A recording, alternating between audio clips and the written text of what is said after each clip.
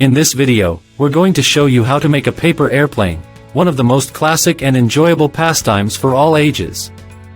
Not only is it fun to create your own design, but it's also a great way to learn about the science of flight. So, grab a piece of paper and let's get started. The basic paper airplane design is simple yet effective. Start by folding a piece of paper in half lengthwise and then unfold it. Next, fold the top corners down to the center crease, creating two triangular flaps. Then, fold the top edges of the paper down to the center crease again. Finally, fold the paper in half along the center crease to create the body of the airplane. If you're looking for something more advanced, try out some different designs. The dart is a popular choice, which involves folding the paper in half lengthwise, then folding the top corners down to the center crease to form a point. Fold the point in half and then fold the wings down at a 45-degree angle. This design is great for long distances.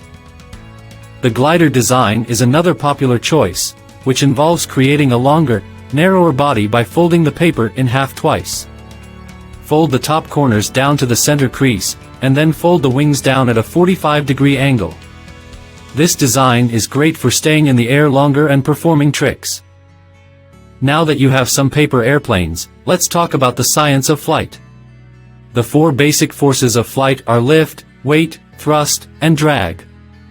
Lift is created by the wings of the airplane, which create an upward force that keeps the airplane in the air.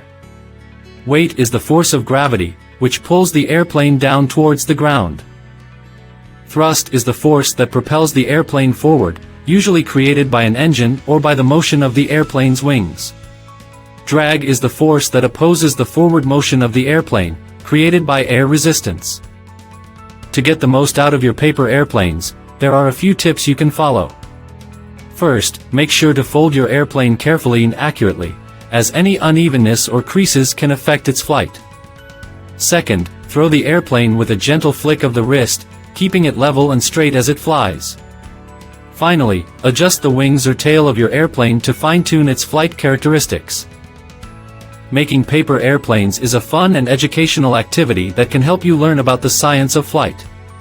Whether you're a beginner or an advanced paper airplane enthusiast, these designs and tips will help you get the most out of your creations. Thanks for watching Science in Seconds, and we'll see you in the next episode.